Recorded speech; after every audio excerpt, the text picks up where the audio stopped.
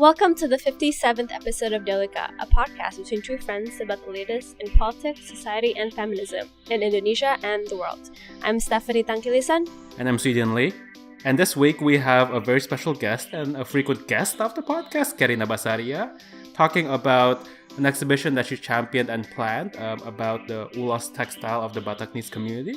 And in it we talk about what is Ulos and a little bit of a primer on Batak culture and the function and meaning of Ulos, as well as the exploitation of labor in the creation of Ulos and Ulos as an art itself, and how the people who make this art are not being regarded as the artisans they truly are. We also talk a little bit about Indonesian heritage, the complicated issues around cultural appropriation between different segments of Indonesian heritage, and what it really means to be proud of the diversity that is our culture, not just the nationalistic culture that we're force-fed by, people in power.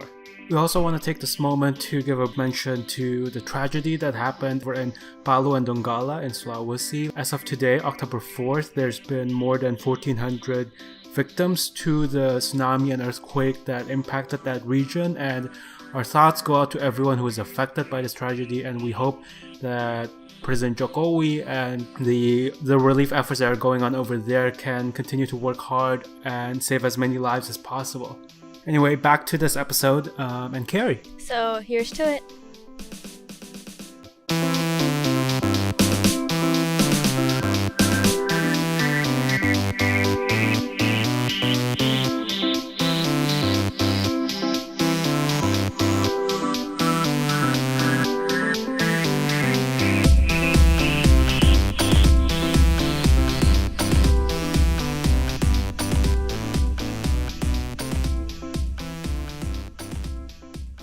So this week in the episode, we have a recurring guest at this point, Kerri Na Basaria, who just opened an exhibition. And can you tell us a little bit about what it is, Kerri? It's called Ulos Hangoluan Tondi. So it's basically to show people the roles of ulos, or textiles, for those who don't know, like traditional textiles from the Batak society in North Sumatra, and how it pretty much shapes us as a person, and how it kind of accompanies us throughout our life. Can you talk a little bit more about who are the Batak people, for people who don't know, and like why is Ulos so important in the community in general? For those who don't know, Batak is, I guess, a tribe, or like one of the tribes in North Sumatra around Lake Toba. If you don't know Lake Toba, then Google it. I guess it's a pretty important lake in history. It's also a pretty big lake. It's a pretty. It's the biggest lake in Indonesia. Yeah, it's the biggest lake in Indonesia, and it's the deepest in Southeast Asia. And like its eruption, there's a volcano in the middle of it. Yes, there's a dormant volcano in the middle of it, and like when it erupted, it caused like ice age all the way to Europe. Like the whole Toba effect. If you are a geologist or #former geography student, I see. Yeah. But so we're actually like, there's 5 tribes, but we were kind of bunched into one by the Dutch because they couldn't be bothered to remember each one of our names. Because #colonialism. Yes, #colonialism. But anyways, I'm Beth October, so we're people like deep in the heart of Toba, like we're in the middle of it all. Hence the name Tobas, because we're by the lake. But anyway, so the exhibition is about the role of textiles in our society. And our textiles is called Ulos, and how for us it's not just a piece of fabric, but it's kind of a living thing. Mm-hmm. Maybe akin to keris for Javanese or Central Javanese people. If you don't know, it's like a kind of dagger that they sort of like really revere and sometimes worship, maybe. I'm not sure. I don't want to sound ignorant or something. Sure. It's like a big collector's item. There's spiritual significance to it, right? Yeah. In a way, it's kind of similar. Like that in Ulos? Yeah, it's kind of similar, but it's more prayers and blessings and sort of for future children and their children's children. It's supposed to be like a generational thing that we pass on to our kids. Yeah. So what does Ulos look like, and how is it made? So it's woven.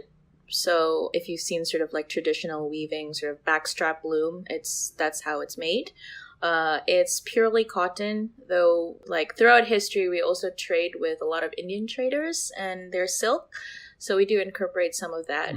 It's, I guess you can say it's very simple if you compare it to other weaving in Indonesia, but when you really look at it, it's actually a lot more complex than you think. There's really like complexity in the simplicity of it, in my opinion. Like that's what makes it beautiful. And we only do 3 colors, which is indigo, blue, red, and white, because that represents our colors. So it's weaving that you see that is just like, it's not complex, it's not pretentious, it's humble, but it evokes like sort of this sense of like strength. What kind of textiles are usually produced in for Ulos? Like, is it just, for our listeners who might not be familiar with like Indonesian textiles in general? Yeah. How are they used? How are they worn? So as you know, Indonesian textiles, for Indonesians who are listening, it's mostly used, as clothing. We use it as a sarong, right? And we do use that as well. But I think Ulos is more of a ceremonial thing. We use it every day, for sure, absolutely. But every sort of textile that we use has a function. So each motif has a different function, who can it be worn by, etc., etc. So I think there's a lot of rules and regulations behind it. So the whole concept of Ulos in itself, I think, is kind of a ceremony, in my opinion. And the Ulos itself, how long does it take to make? So talking to weavers that are working there now, they say it takes about, it really depends on obviously like the complexity of it. But it would take a month to 2 months. Oh wow. For a sarung? For a sarung, yeah. By one weaver, or is it collaboration between? No, by one weaver. They weave exclusively. Like one sarung for one. Wow. That's a lot of work. But this is traditional weaving, right? Because there's like 3 types now. There's like the traditional sort of like loom, and then there's the more modern loom, and then there's the obviously like machine sort of. And obviously you can tell the difference, right? Yeah, you can tell the difference, and it can be obviously a lot faster the more modern the loom is. So one of the things I found fascinating about your exhibit is that it's exhibiting Ulos that's, maybe 100 years old. It's like really old Ulos. How common is Ulos in Indonesian consciousness, or even in the Bataknese consciousness? How often do they see it? How often do they encounter it? Oh, well, for the Batak, we see it all the time. We see it in mostly weddings, christening, confirmations, all sort of like rites all throughout our lives. We definitely see it. So the general public, I'm not sure if they really know like how important it is. Like they know, like when they see it, they definitely know, oh yeah, that's an Ulos, that's from North Sumatra, and they use it. And they pretty much usually use it in weddings if they come to Batak weddings, which is pretty intense. And there's a whole sort of like central time where there's a rite called Mangulosi, where a lot of the families come and give so much Ulos to the bride and groom. So they would probably see that. And if I do talk to like non-Bataknese, that's like their memory of it is like, oh yeah, you guys are always like giving these textiles to the bride and groom. It sounds like Ulos is literally like a fabric that holds people together, holds communities together. Yeah, we like to say that the threads of Ulos is kind of what makes us us. Obviously, there's different meanings. So we have an Ulos which you give to an expecting mother when she's just 7 months pregnant, which I think is pretty common in Indonesia. It's the 7th month marker is pretty significant. And we give it in terms of like, we hope that you're going to have a safe birth and that your child is going to, be healthy, and et cetera, et cetera. When your baby is christened, it's more of a prayer and blessing thing that there'll always be a child of God and they'll be protected. And a lot of it is really about protection. A lot of it, the sort of the actual physical act of draping the Ulos around a person itself is sort of like a shield against sort of bad spirits and harm and etc. And I think that's like sort of the general pattern in all different ceremonies and rites.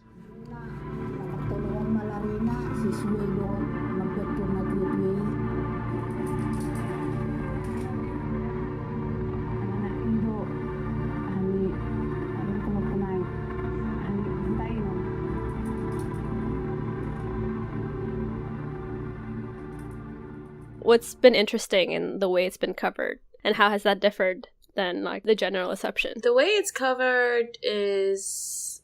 So what's being exhibited is very old textiles.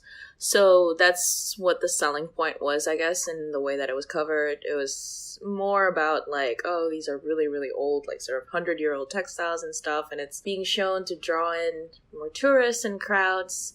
Obviously we were interviewed there, but I guess at the end of the day, they were just more interested in sort of like the heritage side of it, when I guess our narrative is more about the people behind the textiles in a way, I guess, and sort of identities behind the textiles. So yeah. Do you think some of the younger generation Batak people are starting to lose touch with that culture and that use of ceremonial textiles? Yeah, absolutely. They know the existence of Ulos, and they know that it's a part of their culture, but to them it's just, I guess, a feature or a tool in ceremonial rites, which I think is a lot deeper than that, you know. I know it's a lot deeper than that, which is why we aim this exhibition to the younger generation, really. It's kind of like dedicated to them, for them to really learn about their heritage and learn about themselves, really, as Batak people. How is Ulos significant to you personally, and what draws you to, you know, like having this exhibition and like gaining this exposure for the print? I think having lived abroad for so long, you tend to lose your identity. Like, you tend to lose your identity a little bit, or where you come from, you know, from my personal experience. So when I came back to Indonesia, I was, and I've always been really, really interested in Batak culture as a whole. Because I think Indonesians know this. When you're in Indonesia, you're really just sort of you're spoon-fed nationalism each day, right? That you're supposed to be proud to be Indonesian and that we're diverse and stuff. Okay, cool, that's all cool, but at the end of the day, we sometimes don't really focus where we actually come from, like, because there's so many ethnicities, there's so many tribes, there's so many different peoples and different cultures. And I think what makes it different and why people were so interested in the exhibition that we did was that there's a lot of storytelling behind it and the meaning behind it, and people were just craving that. People were just craving something more than just, okay, that's a beautiful textile, you know. So I think that's what makes it different. Have you also experienced, in as much as we're spoon-fed nationalism, sometimes with a capital N nationalism, right? Yeah. Is it also we're spoon-fed heritage, even though we don't really know what goes beyond the textbook definition of heritage, of Indonesian heritage? Absolutely. We don't know much about it. Like, we know, like, okay, that's a batik, that's an ikat sumba, you know, that you see like different national costumes and you know where it comes from generally. You don't really know the people behind them. You don't really know where it comes from or why it is the way that it is. And this is actually really funny because it actually touches on ideas of cultural appropriation as well, like between different Indonesian tribes. Because I was speaking to a university student that came over to the exhibition and wanted to interview me because they were doing their dissertation on a certain motif of ulos, and it was used in a pretty famous Indonesian designer's collection, but he had cut it up and everything, and it was all modern and stuff. And yeah, it's beautiful artistically. There was a lot of conversation between us as Batak, because we know that motif is reserved for the highest sort of ranking members of our society. So we were like, okay, how much do we want to compromise our own identity and our own culture for the sake of exposing ulos to the general public, you know? And for a lot of us, for me, it was really painful to see, because I just know that's a really important textile and that's a really important motif. And some people, they're like, yeah, I know. And they're kind of like, you know, half. They're like, I know it's kind of like not cool, but at the end of the day, it's like, it makes beautiful stuff. But I always say, like, is the beauty of it still the ulos, or is the beauty of it is just using the ulos as an accessory? And I think that's, you know, that goes into talks of like what I said about cultural appropriation. People like the beautiful things and they use it as an accessory, but they don't really know what it really means. And it's like a bastardized form of heritage in a way. And for weavers, to cut an ulos is almost blasphemy. Would you have been more open to the idea of modern interpretation of ulos if the kind of interpretation still respected the heritage and the history behind it, instead of just like, oh, here's a cool pattern, let's play around with it? Yeah, absolutely. Ulos is very there's a formula to it. I think a lot of woven textiles it's mathematics at the end of the day. There's a formula. Yeah. So there's actually an app being developed, or like a software being developed in Sumatra, in North Sumatra by local IT students there, where they insert a bunch of reference and patterns of ulos, and the computer, I guess it's a sort of AI and machine learning, and they kind of spew out their interpretations of ulos according to sort of the references and patterns. Yeah.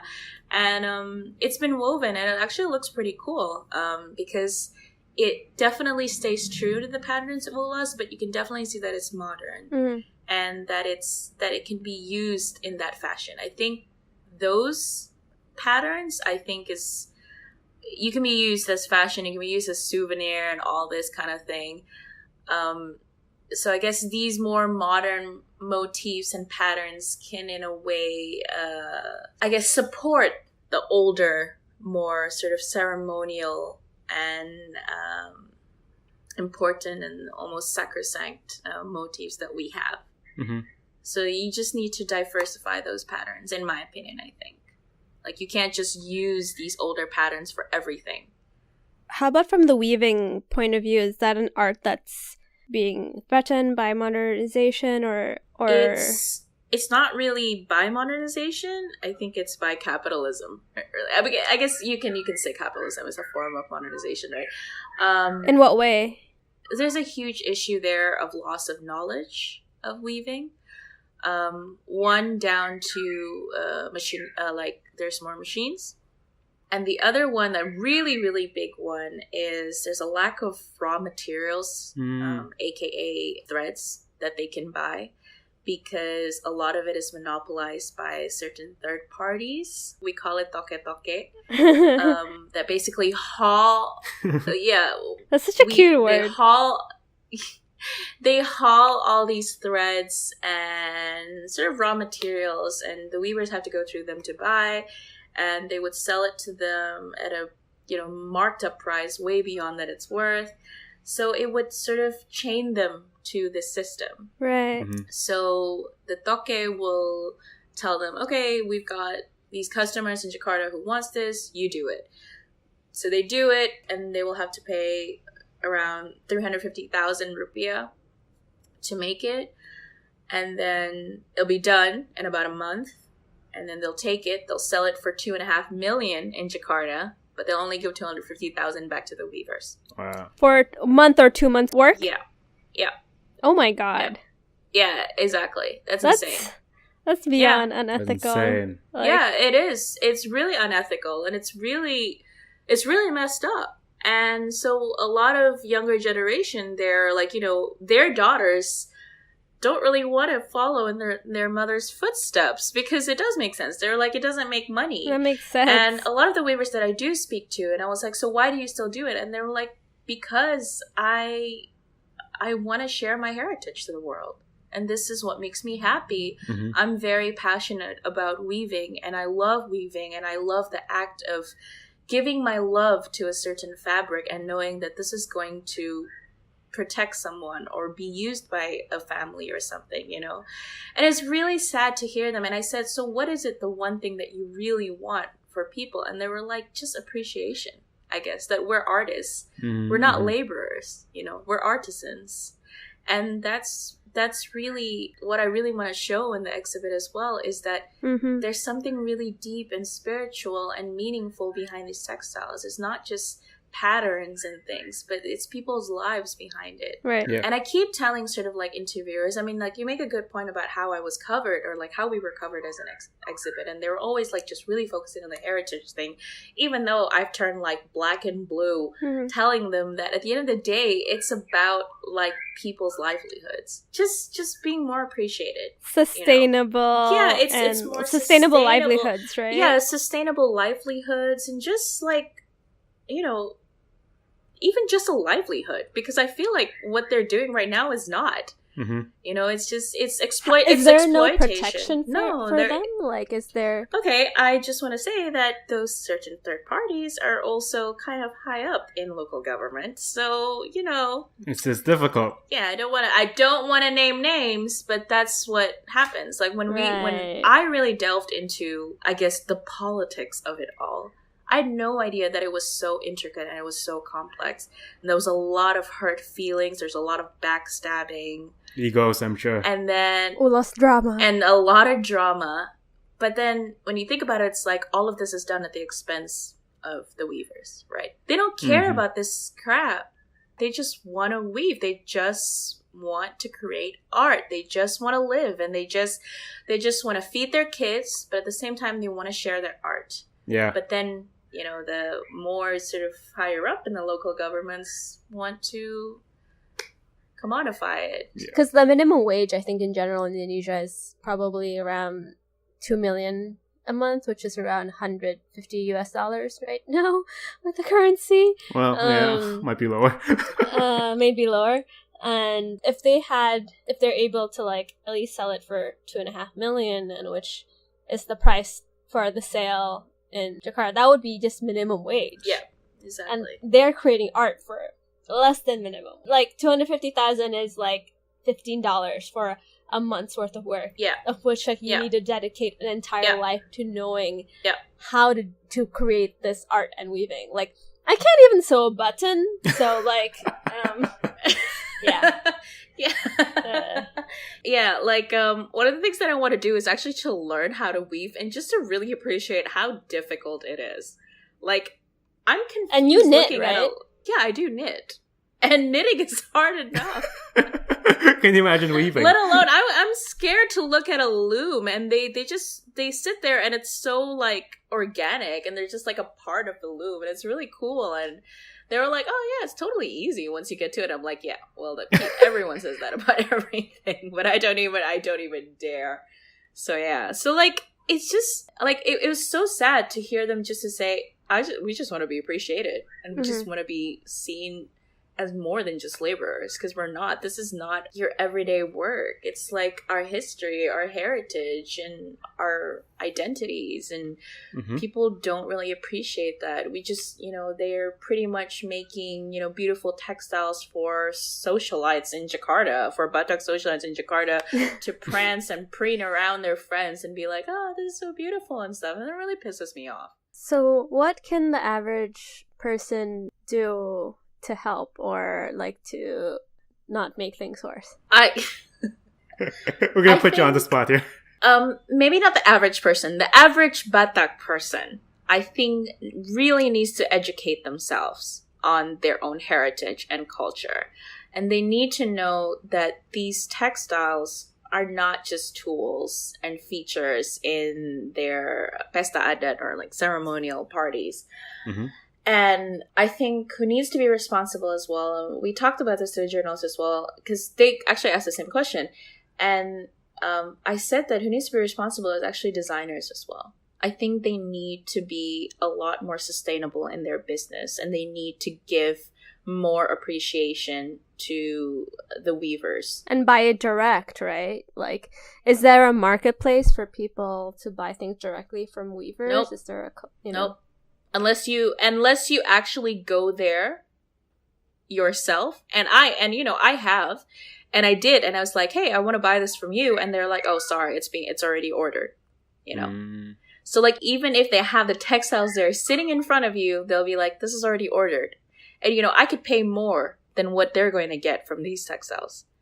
But they're still not gonna. And they wouldn't. They wouldn't, because they're afraid of these toke, because they're in debt to them. It's really, actually, it's very exploitative. Yeah, they're indebted because they have to pay 350,000 and they're only given 250,000. So where's the 100,000? Oh God. Wow, it's like an endless cycle. Yeah, it's an endless cycle. This is like beyond unethical. This is like morally bankrupt and evil. It is.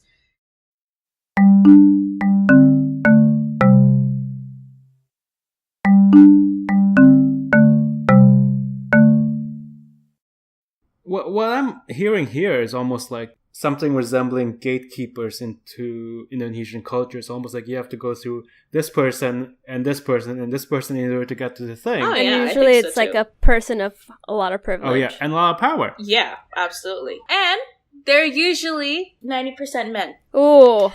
That's what really bothers me, is that a lot of these weavers are women.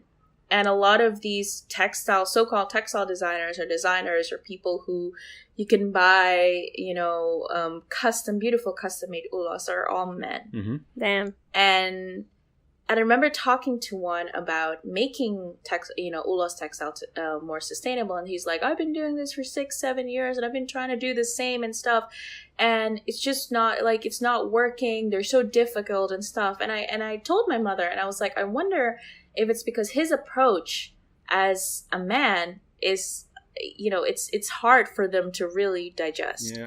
I don't know. It's very confrontational. It's very head on. It's very blunt. They sometimes blame the weavers for being tricky and stuff like that. And it really bothers me.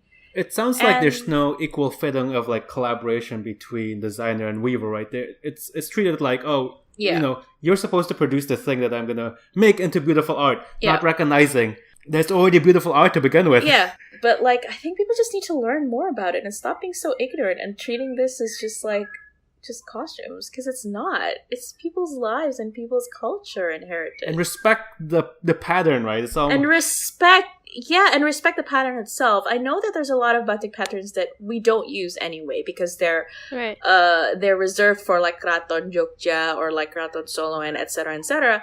But I don't think people really know that either. No, they don't. There's never been a batik exhibition that really talks about batik and its motif and why it is the way that it is.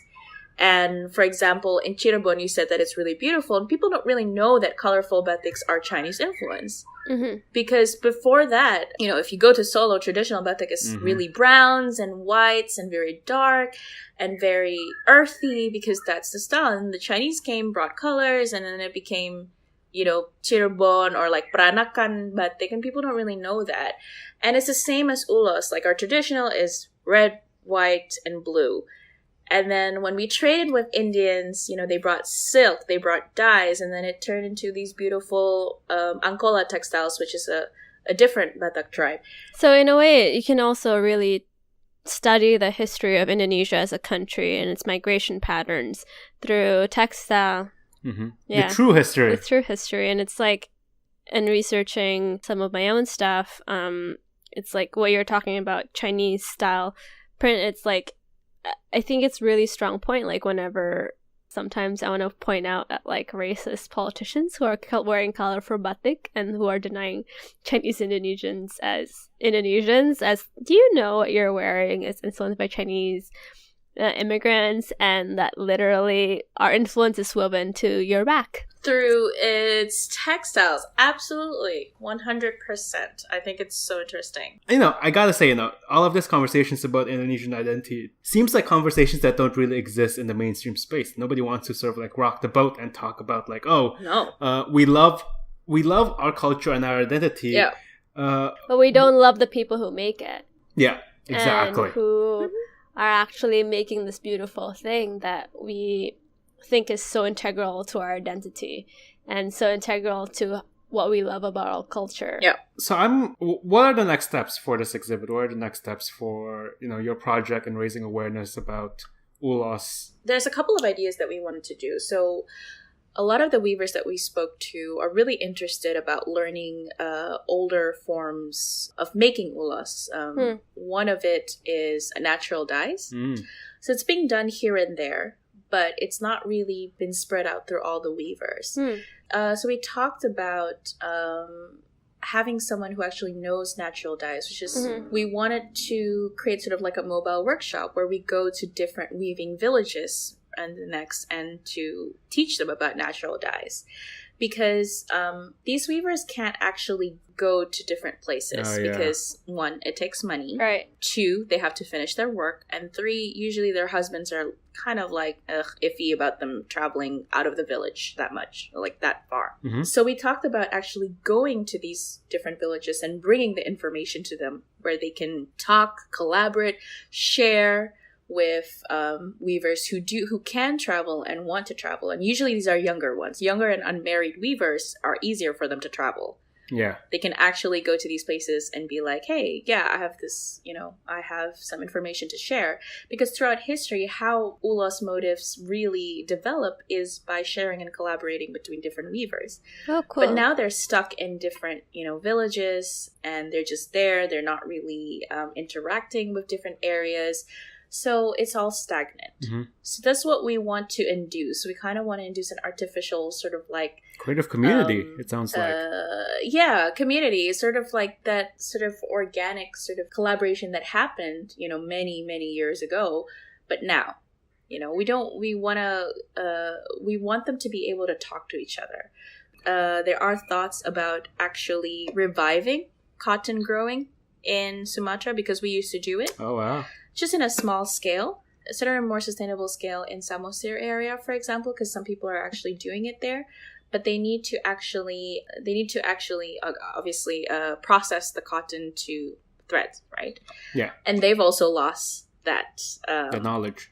They've also lost that knowledge. But I did speak to a couple of weavers from Sumba who's more than happy to come to Sumatra and teach it again. Ah. That's so beautiful. You're going to have this, it's so amazing. And for the natural dyes, it's actually someone from Java who's interested in going and teaching them.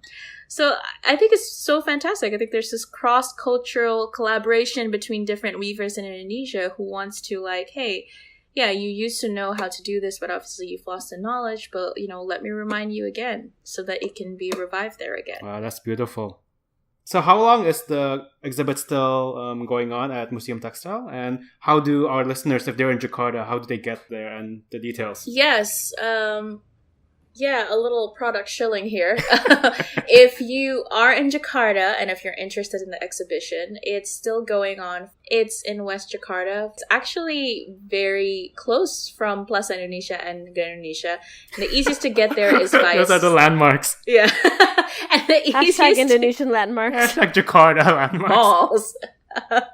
But yeah, so it's close to Tanah Abang, but it's very easy to go via Sleepy if you want. But just Google it; it's pretty easy. It's relatively easy to get to, and come over. It's from 9 a.m. to 4 p.m. I look forward to seeing you there if you guys want to check it out. I think it closes on October 7th. Closes on October 7th. Is there an Instagram that can be Yes, follow us at Tobatenun. That's Tobatenun. And I assume it's good to follow that for further updates beyond this exhibition. Yeah, absolutely, because it's not just Instagram for our exhibition. So Cool.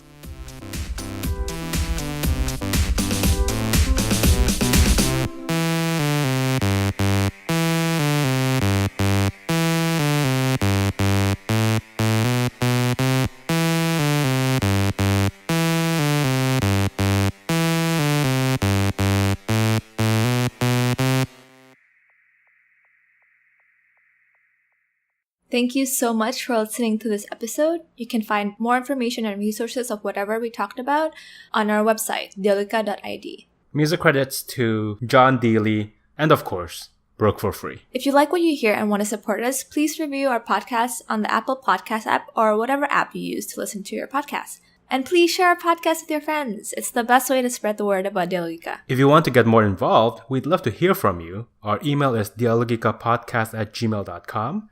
Or just shoot us a message on our Facebook page. You can also find us on Instagram, YouTube, SoundCloud, and on Twitter. Please follow us on these various platforms. Our Twitter handle is @DialogikaPod. Also, follow me on Twitter. It's Stephtang. That's STEPHTANGK. Thank you again and see you guys next time. Bye!